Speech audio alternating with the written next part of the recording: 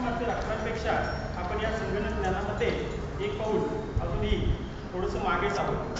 आज इंटरनेटवर सुमारे 3000 अब्ज पाने भरतील इतके प्रचंड ज्ञानभांडार उपलब्ध आहे.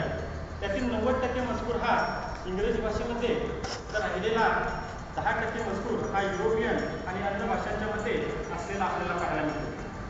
भारतीय भाषा त्या ठिकाणी फार अत्यल्प प्रमाणामध्ये असलेली पाहायला मिळते.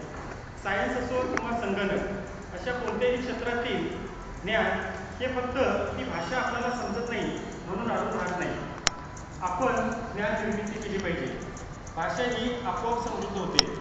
अमृतात ही पैजा जिंकणारी अक्षरे आपण मिळवू शकतो हे संतश्रेष्ठ ज्ञानेश्वरांनी 700 वर्षापूर्वी आपल्याला सिद्ध करून दाखवले आहे. भौतिक सोयी आणि सुविधा उपलब्ध करून देणारे ज्ञान हे जरी पाश्चिमात्य राष्ट्रांची मक्तेदारी असली तरीही त्या पलीकडे सुख आणि समाधान